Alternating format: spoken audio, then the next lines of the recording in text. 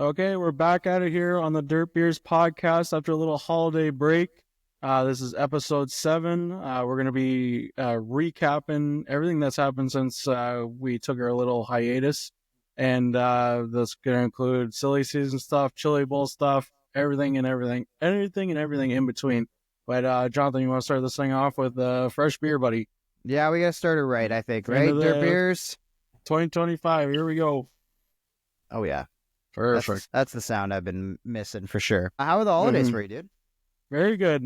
Just spent time with the family, had a good Christmas, New Year's, opened some presents, and had some good food. What about you?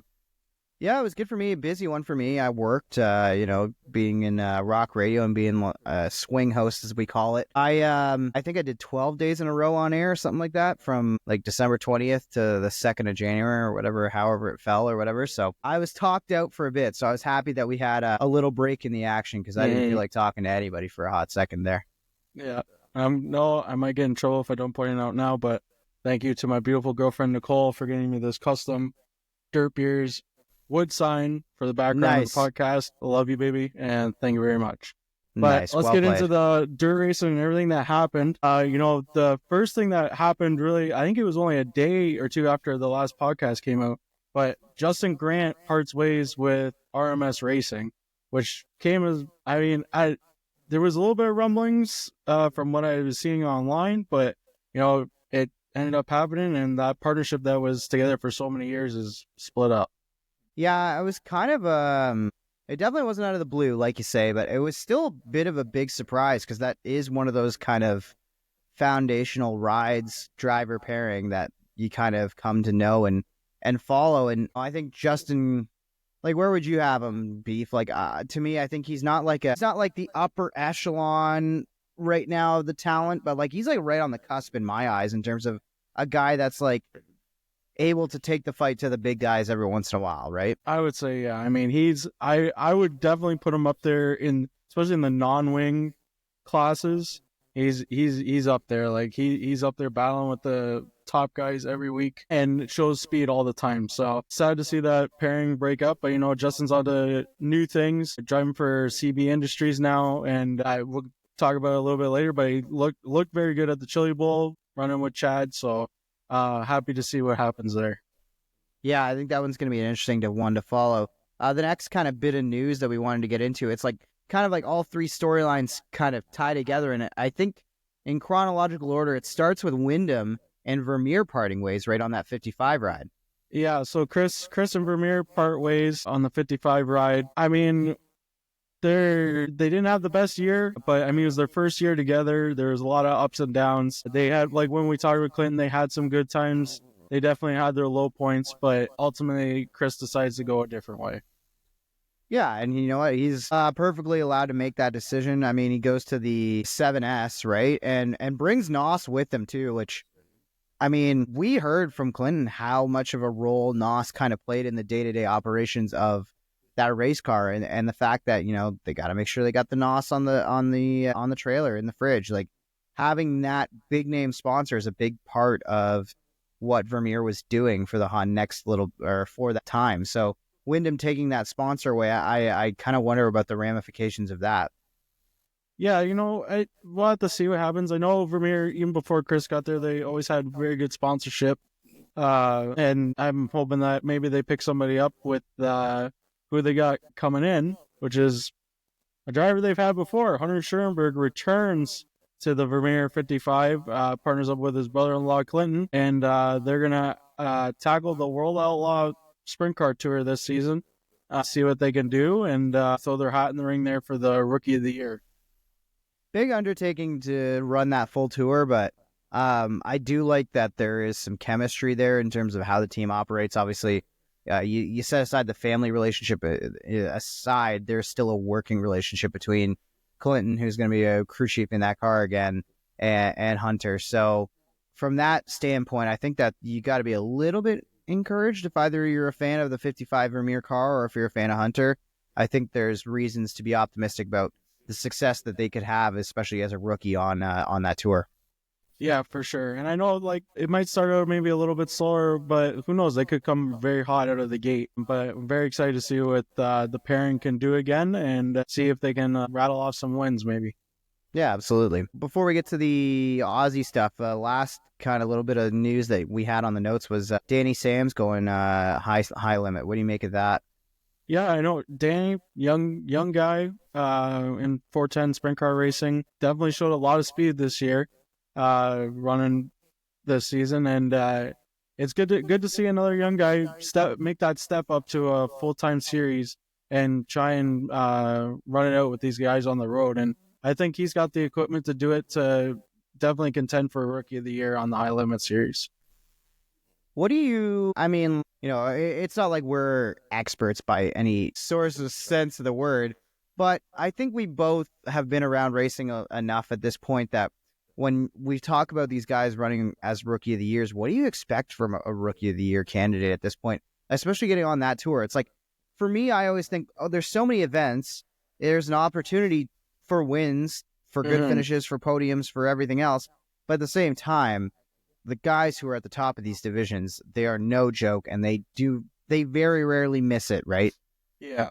I mean, what I would say your rookie season, it's always all about learning, but especially when you're a rookie, it's all about learning how the tour life is. Like it can swallow people up. So you need to make sure that you're in the right mental state to be able to do it.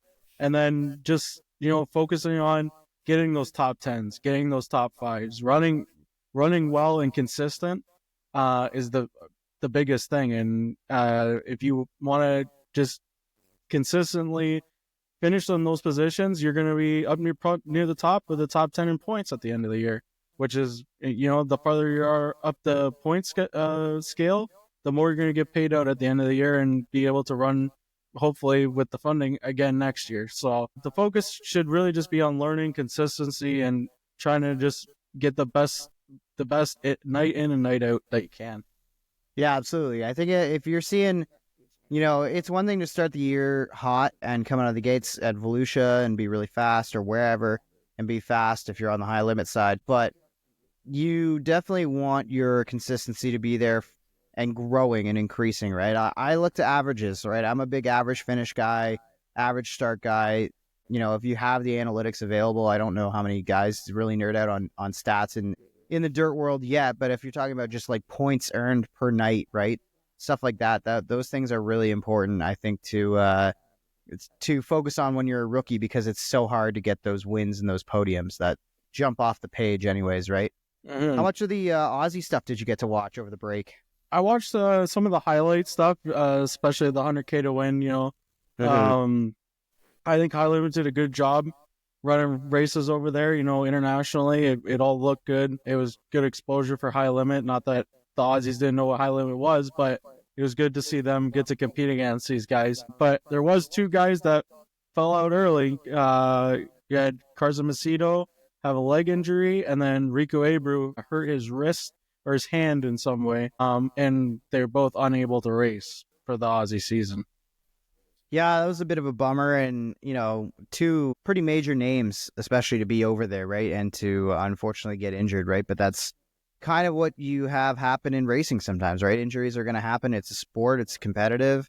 It's a high-risk sport at that, right? So I was impressed with the product that they brought over. I thought it lived up, like looking back on it, it didn't really feel like I wasn't watching a high limit race. Like it felt like I was watching, pick any spot on their calendar, and it felt the same. So, and I think that's what you want, right? I don't think you want it to be super obvious that we're like, oh, we're in Australia and it's so different and whatever. No, because you don't want it to be cheapened at all. And I don't think especially having 100K payday, like I don't think anything about that trip over was cheap at all. But it's fun, and I'm glad that it got the attention, because I've always heard about those Australia trips that happen for all kinds of dirt guys. We even for us locally, we've heard about like Pete Bicknell going over to race in Australia and stuff, right? So yeah, I was pretty happy with how that all turned out.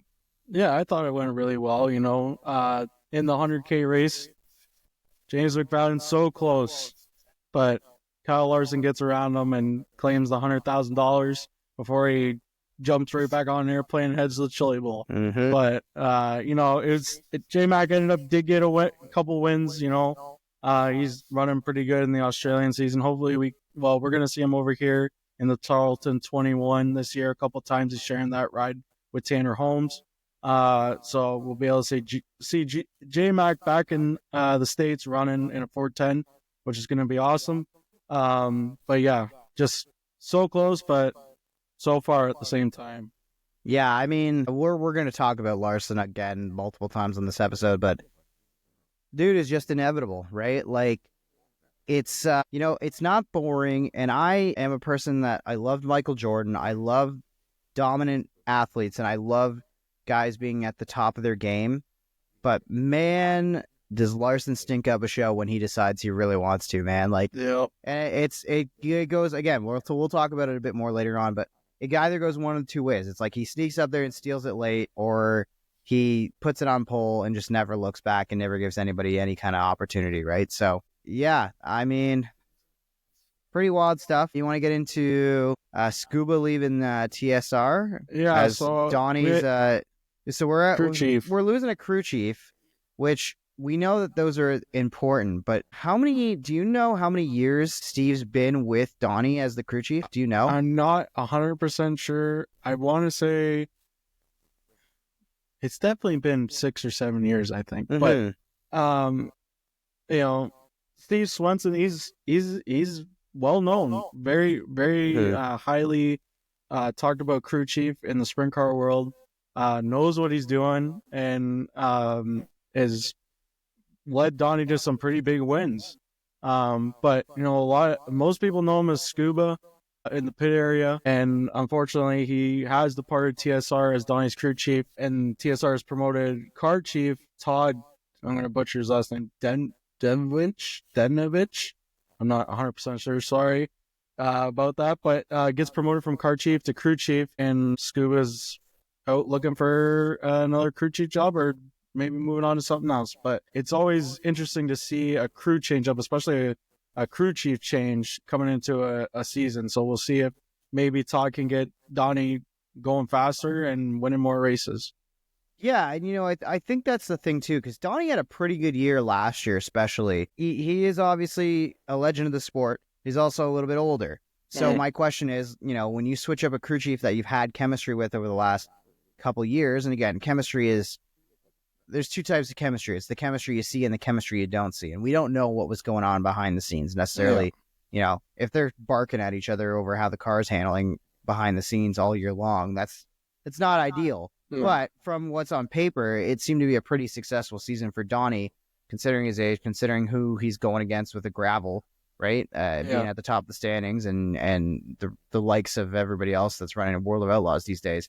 So for me, I'm glad that they're promoting in-house, because obviously Donnie's going to have a certain confidence and a certain way he likes things done. And at least if you're grabbing a guy who's in-house already, you can probably keep the driver pretty happy and keep the driver, used to a certain setup and a certain way of doing things that should promote consistency from year to year. Yeah. Like Donnie knows Todd. He's worked on the team for I'm not sure how many years, but he's been around. So Donnie's used to seeing him, talking to him. So it'll definitely be interesting to see what they can do together. But I hope that we see the Donnie of the past and out there winning championships again, because that would be pretty cool. Yeah, that would be wicked for sure. It'd be great to see a good fight. Like I have a lot of love for gravel. I have a lot of respect for David Gravel, but it's always better when there's a good battle at the top of the standings, right? So yeah, we went from there to Tulsa time. You mentioned Larson flying back immediately, getting back to the shootout. Back for the shootout, yep. And gets 2 drillers for his hard work and his long flight. Yep. Larson with 2 drillers, Bell back in the Expo Center, gets himself a driller, and then, we all knew it was eventually going to happen, but Braxton Bush gets his first driller. Just, the shootout was good. I watched it all week. There was good racing, lots of battling going on. Awesome to see these guys, as much as people really don't like seeing it, But good to see Kyle and Christopher get it done and still show that, like we're here to race. Like we're not just, don't put us on the shelf yet. Like we're ready to go. So, and then to see Brexton win, that was really cool to see Kyle with such a proud dad moment, to see your kid win his first Golden Driller. I mean, it's got to be an amazing feeling. Yeah, and especially because that's a route that, like, Kyle didn't really come up that way, right? So, he's still experiencing the dirt kind of world with a new set of eyes, right? He's not jaded by it, and he's also watching his son do things that he's never done, right? It's not like Kyle's got a bunch of drillers sitting on the shelf somewhere at home from when he was a kid. Like, that's just not something that happened for Kyle in the way he came up. So it makes sense that he can have that proud dad moment. As far as Bell and Larson go, I mean, these are two of the biggest names in stock car racing. If they're coming down and punching down, so to speak, you want to see them be as good as they were in Tulsa, right? Yeah. I think ultimately it's a good thing for dirt racing to have these guys go down and perform and do well, I think, because it just shows that, dirt racing is a great feeder system to the top levels. And then it's also a good measuring stick if you are a dirt purist and you love dirt. It's like, okay, there's the carrot. There's the carrot. There's the rabbit out in front of the pack of the dogs. Okay, you got to go and chase down a Larson. You got to go and chase Bell and be better than them straight up in these races, right? And it's hard. It's not an easy task, and we saw again down in Tulsa how difficult that can be. But I was really happy for. Larson is one thing, but I was happy for Christopher Bell. Like he's getting back into dirt, and he has so much passion and love for it. You can see the way his face lights up anytime he talks about it. Saw it in Victory Lane, right? When he won that race in the shootout. Yeah, I think that's the great sign for the sport that Christopher Bell was able to immediately jump back in and be competitive. And you know what? I really thought that was the setup. I was like, Bell's going back, and he's gonna take another driller home. At the Chili Bowl, and I really thought that was the warning shot for the entire community. Yeah. I mean, it was cool to see Christopher and how emotional he was, even at the shootout, winning a Golden Driller. And I know we said we got to thank Joe Gibbs, but I mean, I think we really got to thank Ty Gibbs for this one. Ty getting into dirt racing and expressing interest and saying like, "Hey, Grandpa, I want to do this," really opened the door to be able to let these guys back in and race, which we're thankful for, and thanks to Ty. Yeah, absolutely. I think that's the great point by You'd Beef is that, what if Ty didn't have that interest to go and pursue more racing, right? And I think the thing we're learning too about dirt is that it's not that it's easier, but compared to the amount of work and the cost that like jumping in like a pavement late model is, it's easier for these guys from Cup and from other disciplines to just jump in these rides and have some fun, get laps, work on their craft, and get better from it, as opposed to, a late model operation that's probably going to run you like what is it probably going to run you like $200,000 at least, easily, right? if not for more. I mean, a good weekend. Some dirt operations are that much too, but that's true. You can also get in. I feel like you can definitely get into dirt entry level a little cheaper than you can on asphalt. Sure. Yeah. And of course, it's never going to be entry level when you're talking about Cup guys and whatever. Yeah. But if we're talking about making sure your money goes towards a valuable ride where you can actually have a good night and be competitive and work on your craft, I think dirt obviously is the way to go to make it easier for these guys. And there's a whole bunch of dirt guys now, right? You're going to have Bell and you're going to have Briscoe right there on that Joe Gibbs team. And now you got Gibbs' grandson now racing there as well, right? So what about KKM? So you noted this one here, and I almost didn't even realize that until you made a note of it. But they brought 16 cars to the Chili Bowl. It's a record, the most cars brought by one team ever to the Chili Bowl. KKM brings 16 different drivers to the Chili Bowl, from all kinds of different backgrounds in motorsport, from asphalt guys to dirt guys. Obviously, two guys that we know pretty well, Matt Williamson, Alex Jankowski, two modified guys. It was cool to see that. And yeah, the setup that they have, and just I can't believe how well they fluidly run a 16-car team in 1 week. I mean, I know everybody's not racing every night, but still, just the maintenance, all of them, all those cars, make sure they're tip-top shape for when these guys get in and go out is just unbelievable. Yeah, it was pretty insane to have that many cars show up. Like I'm a big Alex Bowman fan. I was watching what his team was doing throughout the Chili Bowl, and I thought like them having, I think they had 4 cars this year. I was like, oh my god, like that's such an undertaking. But 16, oh my god, man. But yeah. I mean, hey, you may as well, in a 300 car entry field, you may as well have as many bullets as you possibly can in the field, right? Yep, exactly. So talking about KCAM, we're going to get into our Chili Bowl review. We got a couple notes from each night, what we thought was interesting, what we thought we could look at. So, you go into Monday night, Kyle Larson switches to Monday nights. So it was the Young Money show. Yep. He takes it on Monday night, which, I mean, whatever night he's on, you can't say that he's not the favorite to win. No. And not when he's prepared for it, too, right? Like, there was a lot made of his last year where he kind of last minute put together a deal to go and run the Chili Bowl after said he wasn't going to do it and all this sort of stuff. So, you give Kyle time to prep and a plan and everything else, and you give that team an opportunity to prep and get him the race car that he wants. I mean, it's almost automatic, right? It's hard to beat. Another interesting, or just a thing I saw, speaking of Alex Bowman and his 4 cars, Briggs Danner was driving one of his cars, and this kid it was records or checkers for him. He was going for it, and he threw that thing in there, and it just hit the cushion the wrong way and yard sailed. But, I mean, the kid was fast, and he was going for it. Whether or not he was going to destroy the car, he didn't care, which I'm sure that's what Alex told him. He's like, man, just get there, and if you can get to the win, do whatever you need to do.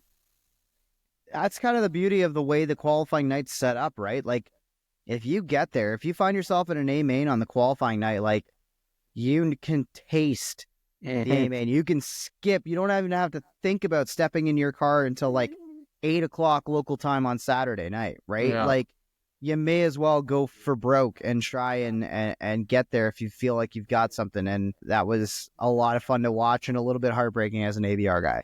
Yeah. Another guy that looked fast, Shane Gallbeck. Doesn't run a midget much. That whole Matt Wood racing camp, they just, they run their midgets only a handful of times a year. And Shane looked like he'd run it all season. He's just out there ripping, like, fast, making nice moves, putting the car in good spots. It was nice to see Shane run really well. Yeah, that was really, really nice to see. I think it's so hard to like put in context when like those weeknights kind of feel like, right? Because again, we're talking about like 300 plus cars all being divided up. If you come up a little bit short or you have a good run, but it doesn't pan out exactly the way you want on a qualifying night, it's easy to forget about that performance, right? So I'm glad that you brought up Shane and gave him his props and gave him his flowers, because again, it would have been really easy to look over him and just focus on Larson, but he was fast. Yeah, for sure. Okay, so then we move into the Tuesday night prelim. A guy that probably not a lot of people ever heard his name before Tuesday night. Landon Brooks wins the Tuesday night prelim at the Chili Bowl for this year. Yeah, it was huge. It was a really big one. A surprise one. I didn't necessarily see it coming at all, but hey, again, anything can happen. You get yourself in the dance, right? You may as well go for broke, and you got to give Brooks credit for getting it done. And Crouch, pretty impressive too, right? Yeah, Brenham Crouch, very impressive for his first Chili Bowl. I mean, the guy looked like he'd been driving a midget for years. So it was good to see him get that thing up front and show speed. You want to move on to Wednesday, where Axum was our big winner? Yep. Emerson Axum gets the win on the Wednesday night prelim. I mean, can't really say much other than it's pretty expected. He's very fast in a midget, has been for a number of years at the Chili Bowl. So to say, I really wasn't surprised to see him get the win. No, not at all. Right. That was one that made sense for sure. That was That was probably maybe the most predictable winner, I would say, of the week, besides maybe Larson. Yeah, I would say. Or, I mean, CV2, but... Yeah. And then also on Wednesday night, I mean, I want to get your perspective on this, Jonathan, a little bit. We got Sammy Swindell running on Wednesday night for his prelim this year. Is it time for Sammy to just give up the Chili Bowl? I mean, he got lapped by Axum in the A-Main. I mean, he made the A-Main, but he did get lapped by Axum in the A-Main, and he really wasn't going anywhere. He was out there just desperately searching for something, and he just couldn't find it. Well, okay, let me look back on this, because Sammy's, when was his last Chili Bowl title? Was it 2011? I couldn't tell you. It was a while ago. I don't think it was as long as you think it was. No? Let me see. Because I think he had one like weird late one when I was looking back on it. Let me just see if I can pull up the past winners real quick. Because that was the one thing when I looked at it and I was like, okay, well, all right, maybe you can give him a pass. Yeah, Sammy's was last in 2009. So it was a pretty long time ago, I guess. You're looking at 16 years, right? I mean, he's just one of the goats of all time, right? Like, but I mean, every goat has to give it up at some point. Yeah, I'm like, you might be right. It might be time. And you know what? Like, if you're Sammy, like, do you really want to pass Kevin, right? Because Kevin won 4 straight. Yeah. Right? So they're both, I think, tied with 4, if my math is right. Right? Yeah. So, like, I don't know. Do you really need to pass Kevin? Like, I think you just did something that not many other people, the only other person really do it is your son. Yeah. So, why, like, I say just, call it there and be proud of what you've done and just, focus on maybe helping out some of these younger guys coming up, giving help, which I know he is. Like, he is helping the younger kids coming up, but it's like, I think it's maybe just time to hang the helmet up and focus on doing that. Well, my thing would be, I think, if you really want to help, you probably want to be on the racetrack and understanding what the surface is doing and what cars are doing and that sort of thing, and maybe making some adjustments. So I can make that argument. But I mean, like, like, no offense, but how are you going to tell a Sammy Swindell to hang it up, but then Glenn Stires is out there still running it? That's true. There's more than a few guys that are like Sammy that do not have a resume near what Sammy has. So, and they're out there still. Yeah, it is a lot. I mean, look at the Colfix. I'm gonna butcher this. Complex Rocket. No. Yeah. Yeah, Robert. Yeah. But he's still out there running. He don't got nowhere near the equipment that Sammy Swindell's got. Yeah. And he's just out there running for fun, which, I mean, yeah, I get it. But when you got a guy like that, but then you got Sammy, who, I don't know, even with the record, it's just like, I don't know. It's hard to I feel you. Like, I think if anything, I think the best thing that we could have happen is Sammy come back next year and actually announce that it's like, this is it, and I'm going to do one more. And we could have almost a full celebration of the Swindell family, right? Yeah. Because there's so much history, and it's not like they're going to stop bringing race cars, right? No, yeah. So they're always going to be around, but in terms of driving and competing for it, I think, I don't want to say it's time. I'm never going to force a guy out to pasture, but I see your point. Yeah. Anyways, all right, we'll move on to Thursday. Thorson, Tanner Thorson, the 88, takes a win on Thursday night prelim, which he's always fast, no matter what he's in. It definitely wasn't a shock to see him win. The car looked great out there. I think it was one of the best looking cars out there, to be honest, as far as graphics wise. I think it looked killer. It was sharp. But yeah, Tanner Thorson gets it done on Thursday. What's your thoughts on that? For me, it was less about what Tanner did, and it was more about Seabell finishing third. Because I said that when he wrapped up a driller in the shootout, I was like, okay, Seabell's back, and he's in a big way. The only thing that I kind of, like, when I saw that he ran third, I was like, okay, that's still a really great run, and obviously you're not going to just be able to I don't care who you are. Like, you're still going to have to fight some of the very best, and Tanner's obviously one of those guys. So for Bell, my thing was, I was like, okay, this is the first crack in the armor I see. I was like, okay, I was so locked in. I was so sure that Christopher Bell. But as soon as you have Larson, and you had some of the other names who had already won earlier in the week, but you have a Larson, and he's guaranteed to be in that pole dash, right? I just thought it was going to be automatically too much for a Christopher Bell to make up to be a winning race car. And I think that ultimately kind of when we get to Saturday. So I think what we learned from Thursday night especially was that if you are wanting to be a serious threat for the ultimate prize of the Chili Bowl, you've got to be a first or a second place driver on a qualifying night. Yeah. And you got to get in that pole dash. I don't care if you lock yourself in a B main, A main, C main, whatever. It doesn't matter. If you're not in that pole dash, I feel like you're already running uphill. Yeah. Yeah, I would agree with that. I think you got to set yourself up in position for Saturday to be either in a B main or in that pole dash, and then work your way forward from there. But then we get into Friday night. Friday was a spicy night, I feel like. Friday was spicy. Logan CV takes the win with Kevin Swindell on the wrenches in the Victory Fuel car. I mean, no surprise, 2-time defending champ at that point, had the speed. There's nothing really else you can say about it. Yeah. Yeah, did you read into that as like, okay, here we go, 3 peats around the corner? I mean, I knew getting himself guaranteed into that dash, he was going to have a shot no matter what.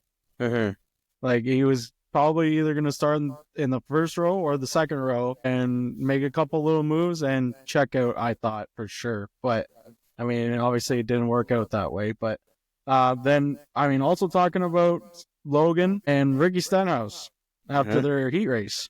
Yep.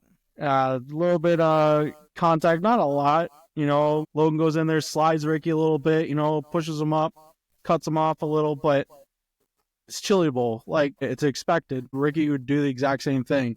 But then Ricky decides to torpedo himself through the side of Logan after the checkered flag, and coming off the track in turn 2. I mean, he apologized later, but I mean, like, it's hard to sit here and be like, come on, Ricky. Really? I didn't love it. Honestly, did not, like, Ricky obviously has always been a kind of, not hothead, we won't go that far, but he's obviously never one to back down from when he feels he's been wrong, which I don't think you can fully say he was wrong, but I would also be probably pretty pissed if I got raced that way by someone as good as Logan is. Like, you probably figure Logan can probably get around you, right? I mean, it's tough. I didn't love it, but then it's like, it's the Chili Bowl. Like, what are you going to do? Like, you're going to just spend him from Saturday because he wrecked a guy after the checkers? I feel like that might have been a little bit extreme based on precedent, but I was definitely an overreaction, but I'm glad it kind of just stopped and ended there, you know? Yeah.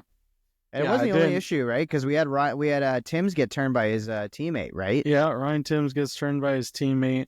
Which, again, just crazy. Like, yeah, I mean, he didn't mean to. Like, it was just hard racing, and he just shot it in there a little too hot. Got into the back of Ryan, spun him around. Ryan obviously not happy. Gave him the old one finger salute on the way by.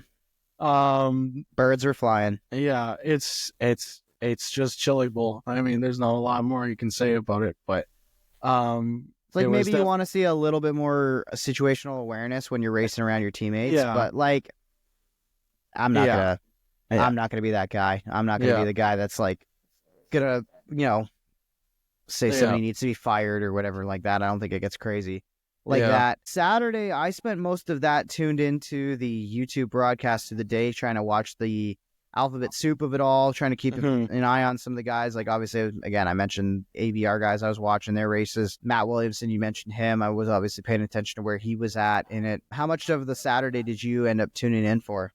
I watched most of it. There was a little bit in the middle I didn't get to see, but I mean, I'd say our big story, not a huge story, but one of the controversial stories from Saturday was obviously previous guest on the show, Clinton Boyles, getting DQ'd for his tire sample not conforming to the benchmark from Blue Ridge Labs. We've heard about that up here before. Yeah, and then Clinton, has the balls to come on flow with the tech official and say like, yeah, I have been DQ'd. This is why. They explained all the different stuff on how it was really a very minimal amount that was found in the sample. But Clinton says it was the way he was prepping the tires for the Chili Bowl. He did them about a month out, and he wet grinded them with Simple Green, which is a very common go-kart tire way of prepping. Can't say I've really ever seen it on a big car, whether that be a midget modified sprint car late model. I mean, a lot of people do different things, but it was evidently clear that Clinton was not purposely doping his tires to try and make them have an advantage. But I don't know. What's your thoughts on it, Jonathan? Well, it's like one of those things of like, why even put yourself into the conversation for something like that to happen, right? Mm-hmm. And I also find it weird that, like, you're telling me, 338 other cars or however many words got the message, but those two didn't? Like, I'm not sitting here saying that, like, oh, there's more doping that was going around or anything like that, but I just thought the whole thing was kind of weird. But hey, I mean, I have to, as a media member, I have to give a lot of props for Clinton being in that position. Like, obviously, if he's going to keep racing through the alphabet and trying to move his way up, he's going to be absent from the broadcast. People are going to know what's the story is. And then all of a sudden for him not to be in the field, not to be on the grid, it's like, it takes a lot of balls. Like you said, it takes a lot to be able to walk in front of that camera and say what you need to say and be honest about it the way he did. And I ended up with a lot of respect out of it. It sucks the way it played out. I think I don't really understand what the advantage would have been for him to do that. So I don't really know, again, why he made the choice to begin with. But it definitely was an unfortunate situation for a guy that we had a great chat with back on episode 2 of this podcast. I think it was. So it was weird, but you got to give a lot of respect to Clinton for that. Yeah, I mean, I respected Clinton before. I still respect him now. It's not it's just a mislapse in judgment on it, and he owned up to it, and we're moving on from it. So then we get into the pole dash on Saturday, and it gets very interesting. Our guest coming up, Daison Pursley, 10th in the pole dash, going against 9th place. Daison runs all the way through, gets up to, I forget who was second. I'm not sure. Anyways, he runs through all the way up to 3rd, goes one lap against the second place guy, runs out of fuel. Yeah. Heartbreak. I mean, so close that he was on rails. Just like there was no stopping him. Who knows what would have happened if it got to him and Kyle, and who would have actually started on the pole of the race. But, sad to see. He runs out of fuel, pulls off. They're not allowed to refuel the car. So he was done. He ended up starting 3rd. Which is my problem. Like, that's my not to be punny here, but it's my beef with the situation is that, like, let him put fuel in the car, right? It's either that or you have to, and I don't know that maybe this actually is, and I'm just spouting it off and whatever, but you would think they would have the math of how much gas they need, right? And all 10 cars entering that pole dash should have to fill to that same amount of fuel regardless, right? And I know that ends up giving certain guys an advantage. Like, if I'm Larson and I know that I'm going to be, going pretty late in that dash, I'm obviously not going to put that much fuel in it because I'm probably only going to have to run against one guy, right? Yeah. So for me, I personally would like to see either some kind of, hey, you're running out of gas because you didn't expect to get this far. Here's a splash and go. Like, you can do it, right? You can have a guy sitting on the infield with some gas or quickly, like right there, that can get out, put some fuel in the car, let the guy keep going, because that sucked. That just sucked. Yeah. Like, and it sucked for the storyline too, right? Like, we're watching this guy run the field, run the gauntlet, which is what you want. That's the whole point of having a pole dash. That's what you want to see. You want to see guys racing head to head and then bouncing out and moving forward. Yeah. You know, it's like a Cinderella story almost, but not really, because it's the 10 fastest drivers of the year, or of the week, right? But for me personally, I just didn't love how that all played out. And I'm going to be really interested to hear what Pursley has to say about it coming up. Because for me, I think he should have been able to refuel and keep going. Yeah. We'll move on a little bit down the list here, but did Kyle ripping the banner off on the front stretch save him from getting passed by Daison for the win? I mean, I don't think it's a definite yes, because obviously catching him is one thing, passing him is another. And I think Daison had a pretty good run at the end. I think he was going to get there. Could he get around him? Again, we'll never know. Yeah. So did he need that caution?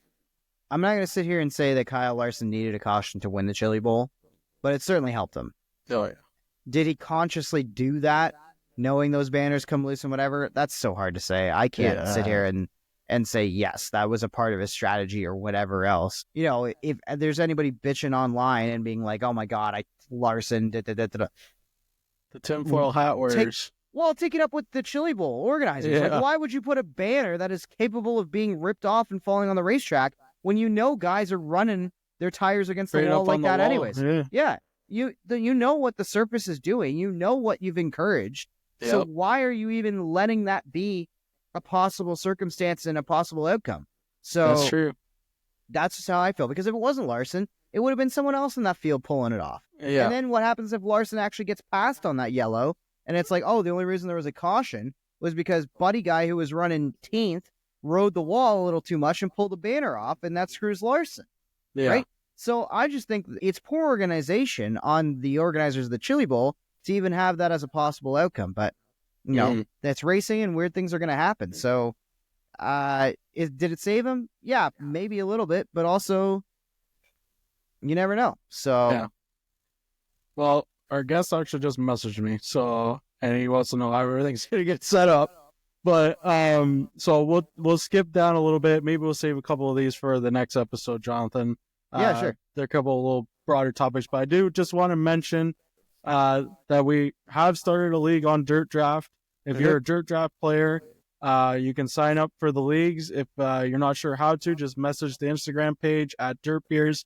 We can get you all set up into the league. There's no entry fee from us, but there is a charge to use the Dirt Draft service. So when you sign up, you'll get charged by Dirt Draft to actually use their service. But we know we're going to have the season-long leagues for the World Outlaw Sprint Cars and late models. And we're going to have top 3 prizes for the top 3 in each league at the end of the season. What the prizes are going to be, not 100% sure yet. I think I'm going to work on maybe getting a championship trophy for each one. We'll see. Maybe get a little engraving on there, you're the winner of the whatever. But yeah, I think it's going to be cool. Me and Jonathan are in it. You can play against us every week. Set your 5-driver lineup with your $100,000 budget and see what you can do. We've had 2 late model races so far, and I'll quickly pull up the leaderboard for you here. I think you and I are having a tight little battle. We're on a little bit of a struggle bus right now, me and Jonathan. Yeah, a little bit. Currently, B. Kearns won. I believe that's how you say it. He's leading with 822 points after 2 races. Your boy Beef and Jonathan are in 10th and 11th. Jonathan is 182 points back from the top, and I am 206 points back from the top. So we'll see how it goes, and see if we can maybe get up there and fight in the top 5. Yeah, that'd be nice if we could move up and actually look like we know what we're talking about with this podcast. But I mean, the trick is getting guys to start like that. Like doing the draft, especially when you have $100,000 budget and a guy like I think I drafted Davenport the one day and he cost me like $22,000, right, or something like that. So so you're gonna end up with some guys. You got to find some value, and you got to find guys who are gonna make sure they make their starts, right? So that was a lot of fun to go and check out. So awesome. Yeah. Okay, so coming up next is our guest segment, and we're going to be talking to second place finisher at the 2025 Chili Bowl, Daison Pursley. Okay, we're back with our guest segment here for episode 7. This week we got Daison Pursley on. Daison, thanks for coming out, buddy. Yeah, thanks. Thanks for having me on. It's cool. Now, we're going to get over everything, but just coming off a big Chili Bowl this year, you had a wicked 2024 season. We got your stats here. You had 87 races, 10 wins, 42 top 5s, 18 top 10s across 5 different series and the Chili Bowl.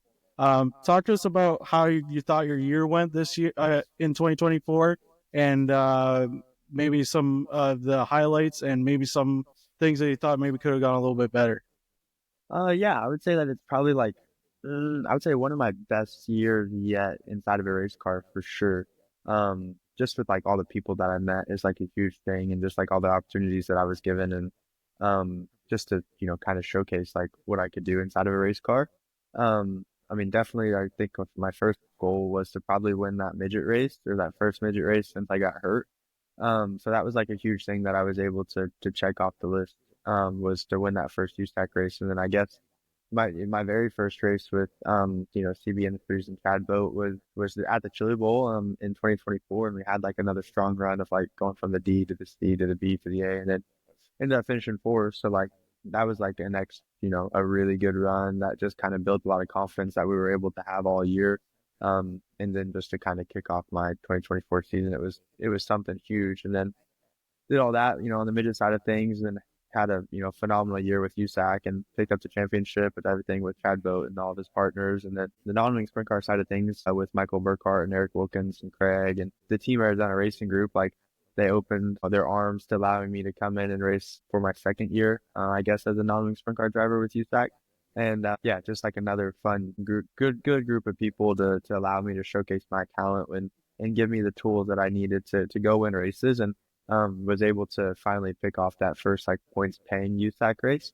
And that was like a huge deal to me, just to like understanding that I can like not just do this in a midget, I can do it in a non-wing sprint car. And then just kind of started saying in interviews and stuff that I want to race swing cars and reaching out to people. Yeah. So like then just leading into all of that, like it was just something that I wanted to do, and kept continuing to like say in front of people and just trying to get the opportunity to go wing racing. And then, yeah, just kept bothering a whole bunch of people and asking if I could drive their stuff and everything. And then Brandon Eichenberry and Justin Giddings reached out to me to drive their 25 wing sprint car at, I think it was like a local Knoxville show, and then we went up to Hiatus for a 2-day show as well too. In Knoxville, I was like, didn't even know what to expect. Just going there. It's like a weird place to start, but it was just like one of those things that you had to do it. So, I went and did that, and then ended up like running 11th. But I remember the heat race that night. I was like, holy crap! Like, what just happened? Like, I got like people were just blowing by me in every direction and stuff.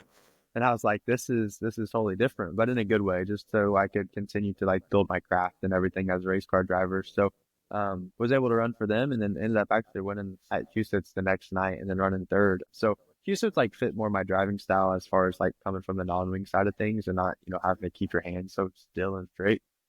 But yeah, just got hooked up with a lot of great people last year to help me showcase what I could do and everything, and definitely a season that I'll never forget for sure. So you mentioned 2024. Let's go back in time. Where did it begin? What was your kind of intro to racing, but then also turning racing into, the career and being able to run full time and race 87 times in a year?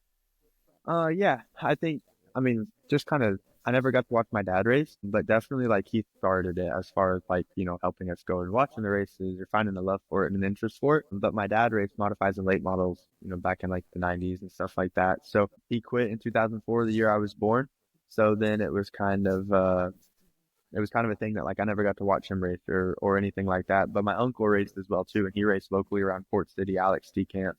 And yeah, just he was the one that I got to go watch race and like really have an interest in it. And then of course me and my dad just went as fans all the way until I was like 10 years old. And then we were walking around I tried racing when I was like 6. I tried racing junior sprints and stuff like that when I was like 6 years old and stuff. And then actually flipped on a practice day, and I was like, okay, like this isn't for me. Like I'm gonna go play I'm gonna go play football and basketball and do all those sports. So did that for a little bit, and then when I was 10 years old, we were walking around the Tulsa Expo at the shootout, and I was like, Dad, I think I want to try this racing gig out, and I'm gonna try to see if I can do it. And he ended up buying a car that night, and we walked out of there and put it in the back of the pickup truck, and then the rest is history after that. So he was definitely waiting on the okay that he got, and he got it in. I mean, that's probably the best way to do it. Just buy one that's ready to go and hit the track. Yeah, that's exactly how it went. You know, going from those junior sprints, go-karts, you know, running on the little tracks, then your first time stepping into a big car, a full-size car. What was that like? Do you remember the first time you strapped in and you were going to go race a full-size car? Yeah, it would have been a midget when I was like 14 for Keith Coons at the time. It would have been maybe, yeah, one of the local tracks, I think, at home. Creek County, I think, is what it was called. It still races to this day. Like ASCS goes there a lot. But yeah, it was cool. Like I just remember like the biggest thing is just like it's kind of like how I'm sitting right now. Like I'm just in like a little office chair and I'm supposed to go out there and run this thing as hard as I can, but it feels like I'm like typing on a little keyboard at like an office job. So like just to me, the sitting adjustment was like a lot different from what I was growing up to and everything. But yeah, it was definitely different. Like first time you felt like some good power where you were like, oh, this thing gets up and goes here. But yeah, it was good. And fortunate enough, it was with some good people that could teach me along the way. And you had the opportunity to kind of move back and forth from a different racing discipline. So what was that process like from your first time in a full-size car being a midget to running that non-wing stuff to the wing stuff to Silver Crown and back and forth? What was the adjustment process like for you? Yeah, like I mean, I don't know. Like it's hard to really pinpoint exactly like I guess besides the obvious reasons of like how everything is like so different. But to me, like what makes a really good race car driver where you can say like he's crazy, crazy good is like, of course, Kyle Larson. You look at him because he can win at anything. But like Kyle Larson, Christopher Bell, like some of the USAC guys, as in like Logan Stevie, like Brian Clausen was like another one. Like the people that can jump in from wing cars to midgets to non-wing cars to Silver Crown cars and like win in all of those different disciplines, like that's something that like drives me to like continue to do that because I think it's just so cool. Like don't get me wrong, like David Gravel, Brad Sweet, and all the wing racers are really, really good as well too. But like something that me personally has a lot of interest in is like being able to drive 5 different disciplines of race cars and then not only just drive them but be successful in all of them as well too.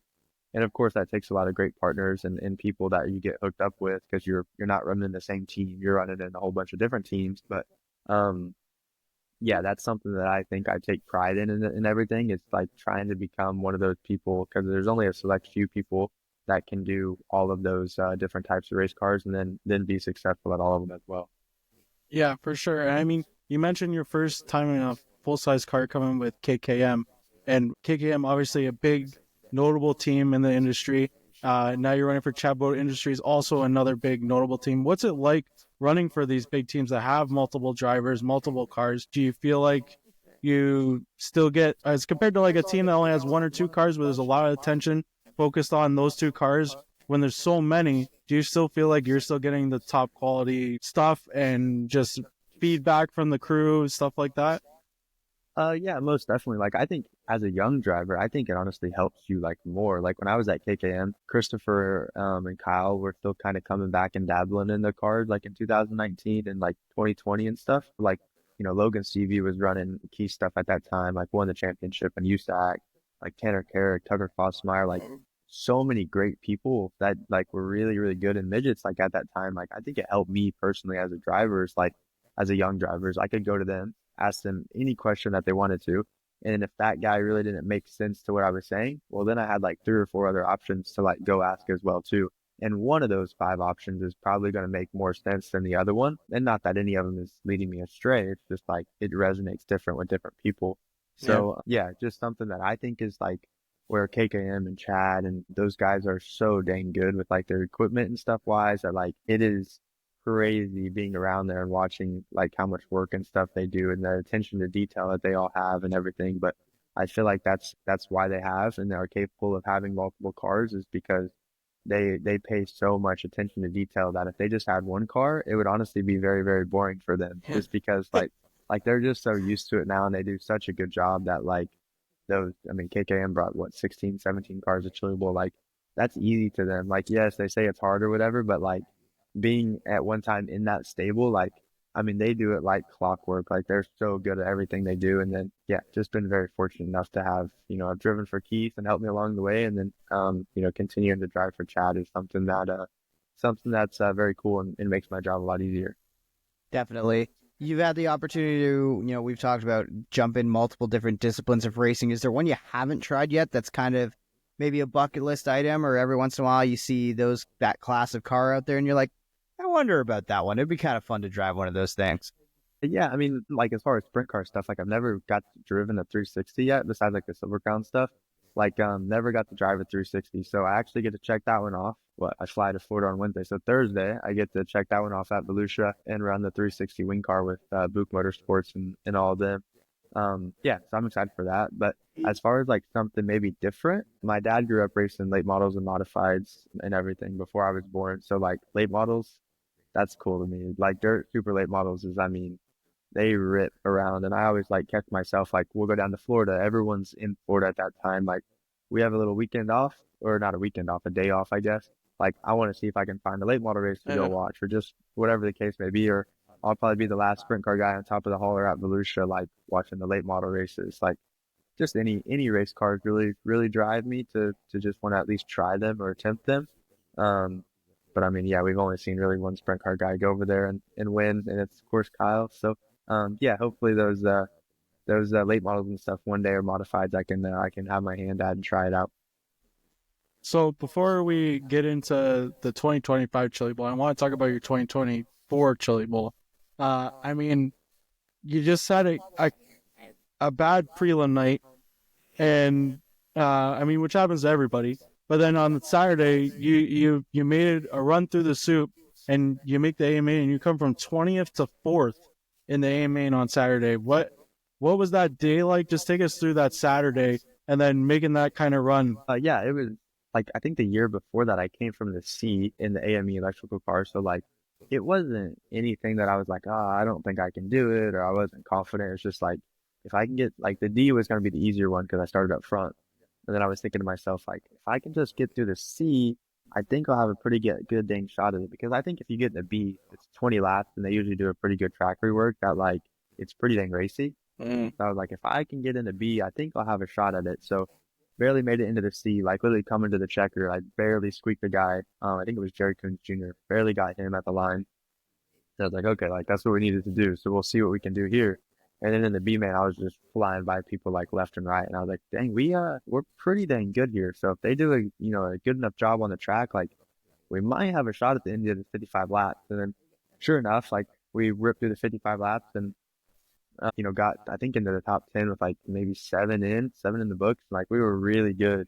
And then, some people, there's always what ifs. Like some people say, oh, if the track didn't take rubber, we would have had this, we would have that. Like, honestly, like I found the bottom faster than anybody. And I think like if it doesn't take rubber and we start single filing around the top, like I don't know if I pass those guys. I do feel like I found the bottom a little bit sooner maybe than some other guys, and it allowed me to get to fourth, honestly. And then it locked down hard rubber and it was hard to move. But just an incredible run. It was like the first run with Chad and CB Industries, so like just made it have a lot of confidence. But yeah, I love that building. I love the shootout. I love the Chili Bowl. Just everything about that place just holds a special place in my heart, and want to win one of those little golden guys really bad. Yeah, absolutely. You mentioned racing there. What is, I'm sure it's hard to put into words, but can you describe that experience to, obviously there's the section of fans that have been there, but they've never raced a race car in their lives.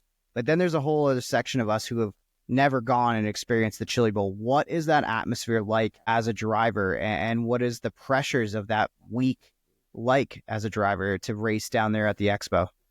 Yeah, I mean, to me, it's a little bit different. I feel like just because I grew up as like an Oklahoma kid, so like I went there before I raced, and like, I mean, it's just like the Knoxville Nationals to me, the, like, the Four Crown or Kings Royal or like any of these like places, like that's like my everything. That's my Super Bowl. That's like everything I could dream of. Like that's just the race that I grew up going to. Is the biggest, race in the world. Is all I was concerned when I was 5 years old walking around there. So like just to win that race and to even have a shot to compete in the race and to even have a shot at winning the race was something that I'm extremely thankful for it. Of course, like coming up that close always going to suck, but it's a huge event pretty much. Like, I mean, you're crammed in there, thousands of people, and then in cold January, like terrible Tulsa weather, like you're just like going in, and then you walk into this building, and it's just like, dang, there's a race in here, and it's cool. Like definitely just a different environment. We come Saturday, and it's just packed. I mean, just really walking distance only, standing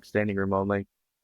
And as a driver, like when you go down the ramp, and on Saturday after like opening ceremonies and stuff, it's a very cool place, cool atmosphere. Like there's only probably one other time that I can feel something like that, and I haven't even competed at the level that I want to compete at. But Knoxville Nationals, like that's pretty dang cool as well too. But Knoxville Nationals and Chili Bowl is about the only time where you feel like this is an event, and this is a very, very cool place. And then the nerves come, of course, as a driver.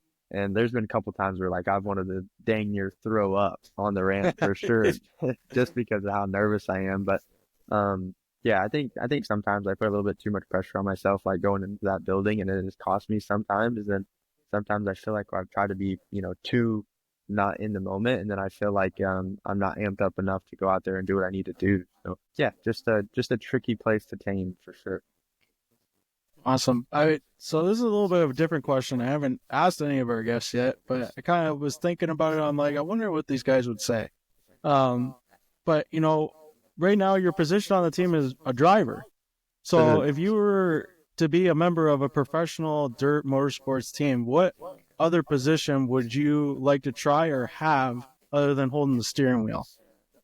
I could never be a crew chief just because there's like, I could never put that much pressure on myself, like ever. I mean, I don't even think I could be a crew guy just because if I was like a tire guy, I'd be nervous if did I tighten that tire? Like, is that thing going to fall off? Like, yeah, I don't know. That's a tough one, I guess. And even like the car chiefs, like they got to worry about if they put fuel in it, right? Or enough fuel. And so that one's hard too, but I guess I'd have to say car chief just because like your job's pretty much like if anything falls off, it's kind of on you. But yeah, crew chief wise, like, I mean, I'd be too nervous to make the calls, or I'd be second guessing myself. That's just why I guess I am the driver. But that's a good question. Yeah, that one's hard for sure. But I think I'd have to go with car chief.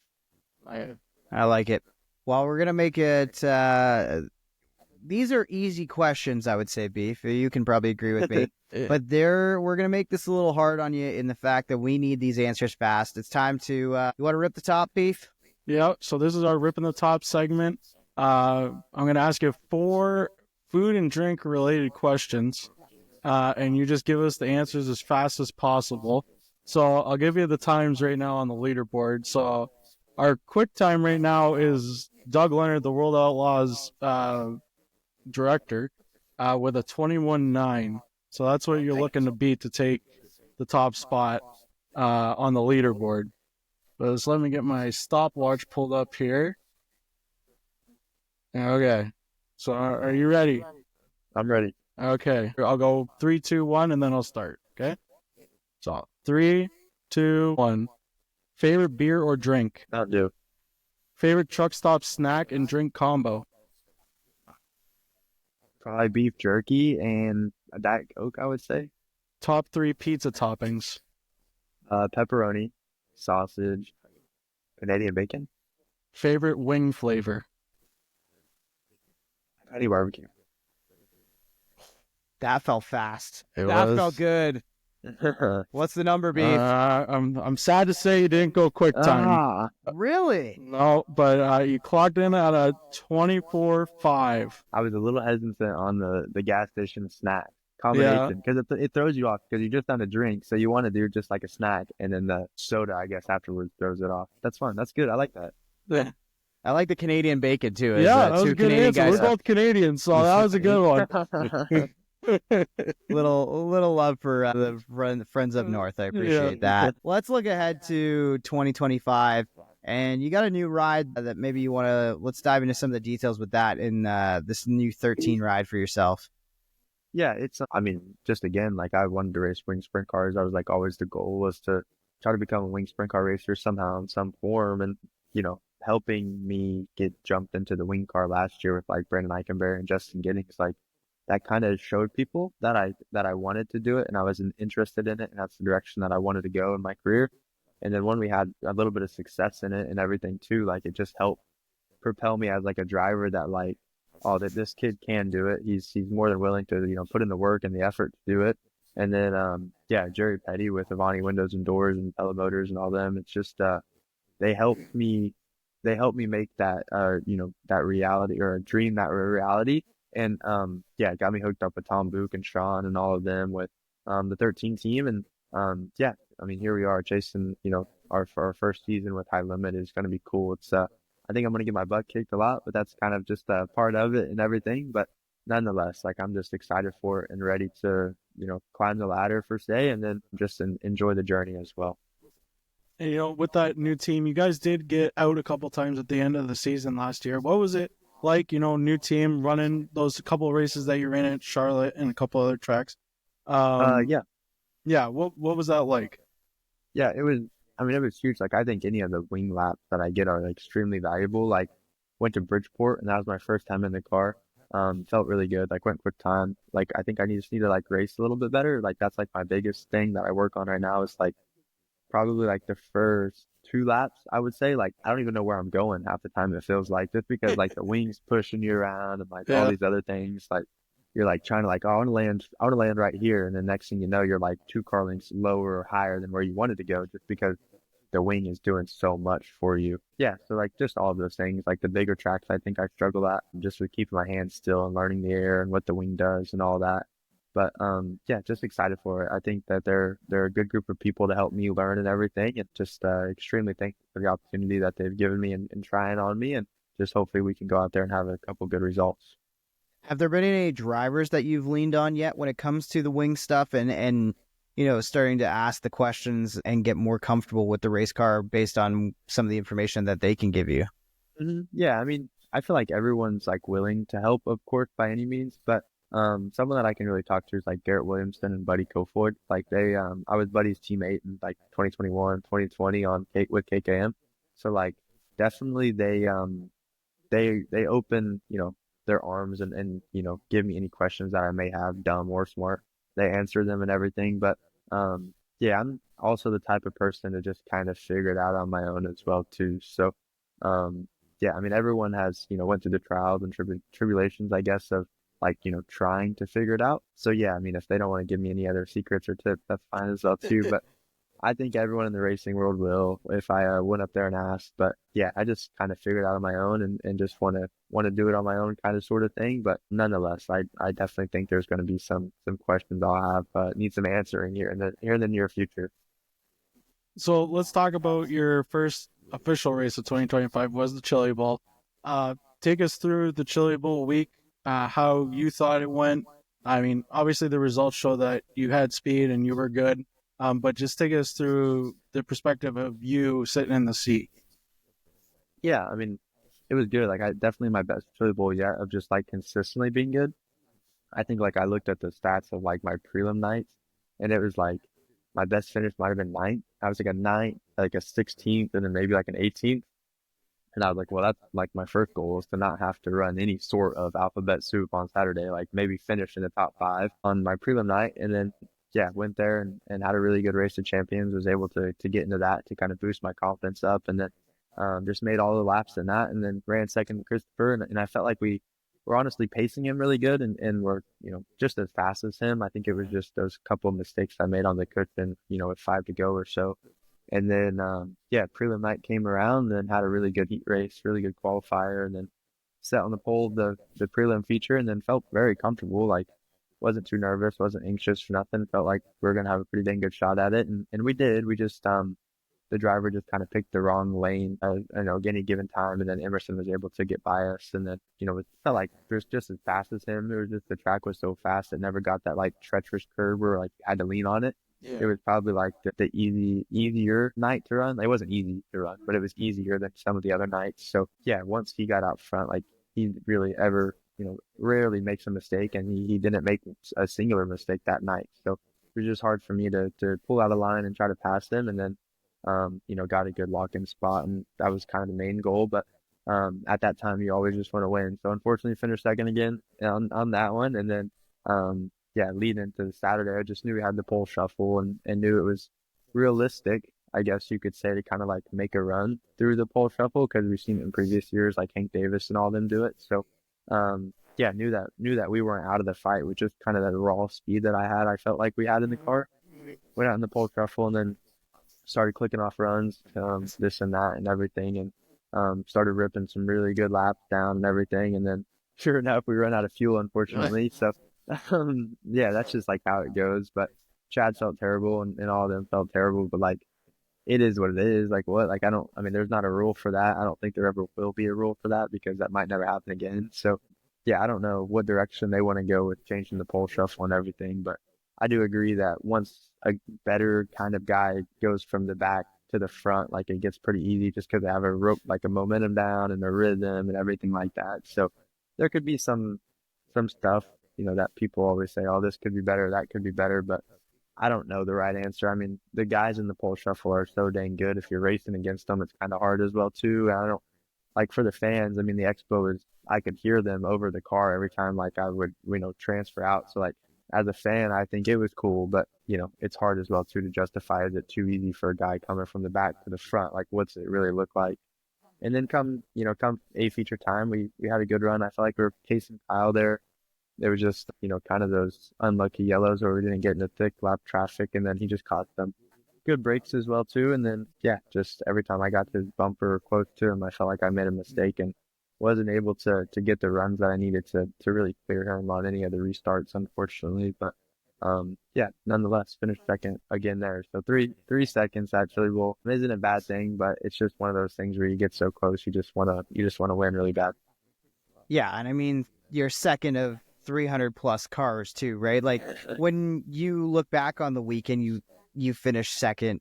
Obviously, everybody wants to walk away with the driller, but when you finish as well as you did, and you have the night that you did on the Saturday, it's hard not to look back and feel good about that weekend with how competitive the Chili Bowl is and how many cars do show up and try to get to exactly where you were and fighting for a win. Yeah, definitely. I mean, and that's the goal is to just have an opportunity to try to win or to even make the race on Saturday. It was like the biggest thing that anybody wants to accomplish. So yeah, like definitely like for me, as a person like still young and everything, that I think there'll be many years or hopefully more opportunities that I will be able to compete for a driller one day. But yeah, I mean, it's just it's a good week. There's the confidence and everything that Chad and I have built, and just to make the car faster and everything is something that's amazing and something that I cherish, is getting to run that good all year long and then walking into that building and having good results as well too. So yeah, I mean, I definitely think Kyle and I were by far, the fastest cars. It was going to be me and him either winning, and it was just him again this year. So one more thing that I wanted to kind of build off of, and you mentioned when we talked about the pole dash and all that sort of stuff, I just wanted to jump on and ask you, we were kind of talking about in the main portion of our episode when it was just Beef and I, about if it was really possible, if you don't get in that pole dash challenge, can you go and win? And I think you're a great guy to ask about that because obviously we saw what you did in 2024, driving from 20th to 4th. By that math, if you're 16th, maybe starting 16th, maybe you get to the lead, right? Give or take. But do you believe that if you want to have a chance to win and you want to know that you're a favorite to win the Chili Bowl, you have to be in that pole dash challenge just for the track position alone? I mean, I honestly think like you got to be in the first like two rows just to win. Yeah, I think that me, passing all those cars, those 16 cars, the week or the year before, like, I mean, I don't think it was a fluke or anything, but I just think again, like the track was so different that year as well too, that it was kind of hard to tell. But I mean, we saw it on.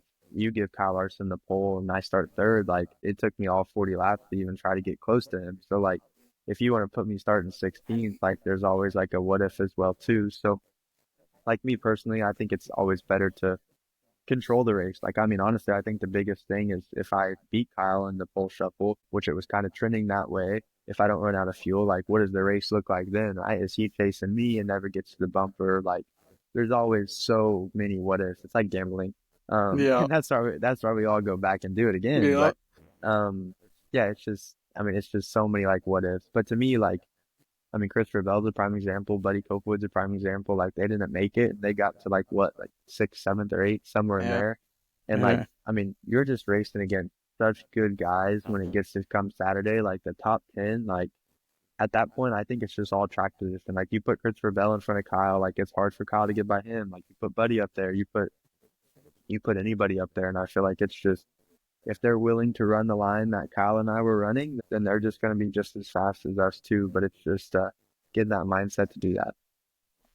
So I don't know how much you pay attention to the social media and these group chats and these Facebook groups talking about different things, but I want to ask you about the tinfoil hat conspiracies of the banner yellow. What do you think happened there? Do you think maybe Kyle did it on purpose? Do you think it was just a fluke deal? Like, what was your perspective on it? Yeah, I mean, just like the same thing. There's so many like what ifs, I guess, in racing that it's like gambling. Once again, we're always going to come back and say, oh, well, this could happen. I could have had 100 grand. But, Yeah. yeah, I mean, there's no telling. Like, I mean, honestly, if you watch the video, I think I'm the one that like officially knocked it off. So like, and then I'm just like, well, if I don't officially knock it off, does Kyle, have his little mess up and I pass him and then the race is on after that? Like, I don't know, right? But yeah, I don't know. I think it's just hard. Like it just goes back to the ruling of like, what are they going to do? Because that's probably never going to happen again. Someone knocking the banner off like that, just like how someone's never going to run out of fuel in the pole shuffle again. Like everyone's going to make sure that they have enough fuel. Everyone's going to make sure that there's enough nails in those little things on the wall now. Like, I mean, I don't know. It's just hard. Like Kyle, you got to be good and you got to have luck in that building. And Kyle had it all this year. What's it like racing against a guy like Kyle Larson, who obviously we see him, on any given Sunday, right, in the top level of motorsports in North America. But then, he's a guy that can go down and win a Chili Bowl. He can go and win at Knoxville. And you're tasked with being the guy to try to take the fight to him. Does that weigh in your mind? Do you think about the fact that, oh, that's Kyle Larson, I've got to be my very best to go get him? Or is that just not something you can even give yourself a chance to think about in that moment if you want to beat him? Yeah, I mean, everyone wants to beat him. I feel like, especially like me, like everyone talks about I don't like, oh, why are these NASCAR guys coming and racing, against this or that? Like to me personally, like I want to beat those NASCAR guys. Like I want them to come race against me like every weekend. Like either it's only going to make me better, it's only going to make my competitors better, it's only going to make more people watch. Like it's just better for the sport to me, like when they feel like they come down and get to race with us again. And I love it. I love, you being able to go toe to toe with Kyle or racing against him or just having the opportunity to even beat him because, he's the best I think my generation has ever seen or probably will see. Like Kyle is the guy to beat no matter like what he gets in, anything he gets in, like he's 1,000% the guy to beat. So like when he shows up with everything, like you just have to learn from him. You have to be willing to try to beat him, and every chance you get, you better try to take it. He's going to do the same to you. So, yeah, it means a lot to get to race with somebody like that and have the opportunity to. And yeah, we were close to finally beating him, I guess, only beating him a handful of times. But yeah, it was cool to even be on that same straightaway, I guess, and everything. But I get to race with him a lot this year, like in the wing car and everything. So I'm excited to continue to learn from him, even though that he doesn't think he's teaching me stuff. I'm sure that hopefully I'll pick up on a few things behind him. Nice. So we did another new thing for this episode too today. I put out on the Instagram, asked if there's anybody of the followers wanted to ask you some questions. So we got two responses. One from a former guest of the show. I don't know if you know him, but Caleb Montgomery from California. Yep. He asks, how do you prepare yourself for a race weekend during the week? Yeah, I think that's a very good question. But me personally, like I watch a lot of film. Like I burn Flow Racing up.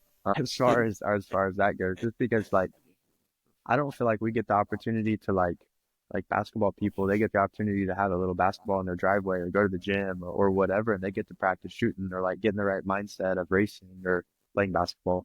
Football people can, go outside and throw a football or run routes or like do whatever they can do to study or get better or get in the zone. And like racers, like, what do you want me to do? Go fire off the 410 down the driveway and like drive it around? Like, neighbors really would love that. Yeah. Like it just, we don't really have that much practice. I was really big into iRacing a couple of years ago, like during COVID and stuff. And some people say that helps. I definitely don't think it hurts, but with just how much I travel and stuff, nowadays it's hard for me to like get on a simulator and stuff now. So like me personally, I love film. I think film is like the best thing that can help you. And it's so easy to go on YouTube and like I said, Flow and just look up these little videos and stuff and GoPros. GoPros are very, very important to me of just, I always put one on my car when I feel like I need it. And usually it's just like to practice this stuff so they don't get all muddy and get cracked and everything. But it's something that I enjoy and I think prepares you more than people think is definitely video work. Awesome. So, and then our second question comes from Peyton. Says, what's your expectations for the 2025 season on the High Limit Tour?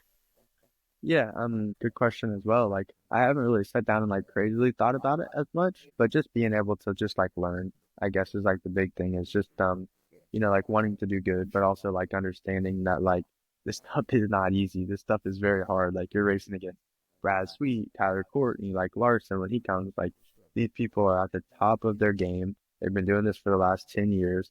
They put their time in to develop all these resources and craft that they have that like, you're not just going to go out there and just beat these guys like a cakewalk. So yeah, just understanding different people's driving styles and being able to read off of them because all the people are new to me, but just enjoying the process of the learning side of it and, hopefully get to make a career out of it where I get to do this for the next, 10 to 15 years. And, hopefully by the end of it, I'll have a dang good career. Wicked. I wanted to ask about your favorite tracks that you've run at. Obviously, you had a lot of seat time in a lot of different race cars. That means a lot of different racetracks. Do you have one or maybe a few that jump out to you as your favorite spots to go race?